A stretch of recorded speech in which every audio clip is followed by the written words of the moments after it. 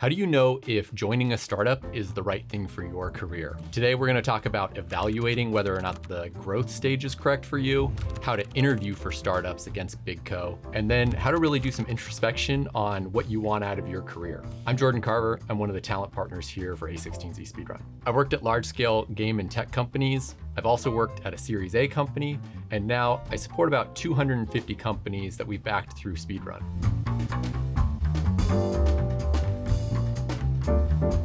First, let's talk about evaluating whether startup opportunities are right for you. There's a lot of great reasons to join a startup. If you really like problem solving in kind of very nebulous, ambiguous spaces, great place for it. If you like very, very quick iteration with users and getting feedback like implemented immediately, also a great space for it. If you like working with other highly driven people, great place for it. If you like to have a lot of kind of ownership of your own work, also a great place for it. Essentially, you are a stakeholder in your own work because you're on a smaller team where every single person has some amount of ownership. Now let's talk about what startups don't typically have. If you're the type of person who really wants to index towards quality of life or stability, this might not be right for you. Same if you're the type of person who wants to really understand what your responsibilities are rather than having kind of blurred lines and wearing many hats. Probably also not the space for you. If you've put yourself in a position in life where you have high salary expectations versus being able to take on the risk of equity ownership, also probably not right for you. As you're evaluating whether a startup's right for you, you kind of need to do a bit of introspection. For me specifically, I was working at about a 4,000 person company, so not mega huge. But what I was realizing as I had worked there longer and longer was that I really like building the town into the city, but I do not want to work in the city. Some people are shapers. They have this idea in their mind and they want to pull it out of the ether and bring it into reality. Those people are founders. Other people match more of this builder archetype where they want to get really early, help somebody with their vision and bring it into reality. That was the type that I found myself to be and why I kind of jumped out and jumped into this startup space. So if you're currently at a big company and something just feels off, you feel like you're more maintaining than building, startups might be right for you. But again, you need to consider everything that's involved with what a startup is and what it does not offer. Okay, now that you understand the trade-offs of joining a startup, if you're still interested, let's talk about how you interview for a startup versus at a larger company. Personally, if I'm interviewing at a larger company, I'm gonna go do a bunch of research. I'm gonna look up the company's core products, their values, their competitors, their performance over the last 12 months from both a revenue and just company growth overall standpoint. I'm also gonna wanna look up if I can find out any information about interview kits that they run, like questions that they're likely to ask. And I'm gonna wanna look up feedback from people who currently work there or previously worked there. Probably what I do is take all those different data points that I want, plug them into an LLM and ask it to help me do an interview prep on that specific company. Now, if I'm interviewing at a smaller company, I'm probably not gonna do that. There just won't be enough data points for me to plug into an LLM to get a really robust interview prep guide.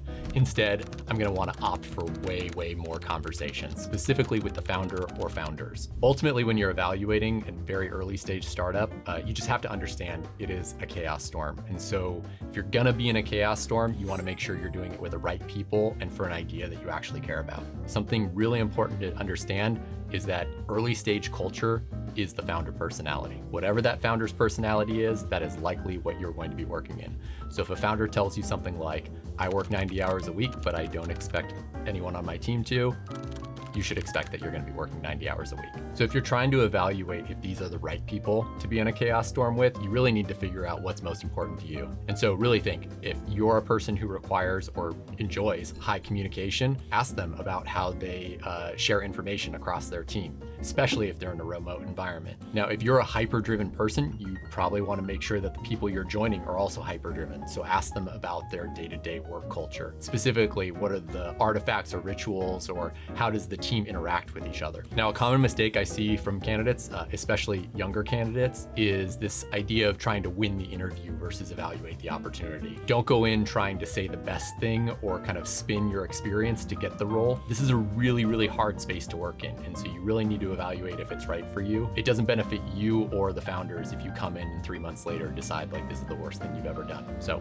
really make sure that this is the right space for you and go in with eyes open. One of the considerations of joining a startup tends to be comp. You're usually making less salary, but you're getting higher equity in the company. Now, you could get incrementally more wealthy staying at a large company over a long period of time, but When a startup gets traction and really starts to grow quickly, that can create generational wealth. Now, of course, not every startup makes generational wealth. And so really this is a question of your personal risk tolerance and the kind of bet you want to make on your career. So ultimately, whether you're interviewing with a 3-person company or a 3,000-person company, the takeaway here is to do some introspection on what you really care about and go in to have a bi-directional evaluation and make sure the role's right for you.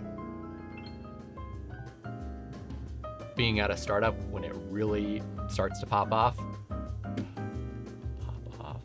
I'm still in games. What their rituals are, how they push the needle forward.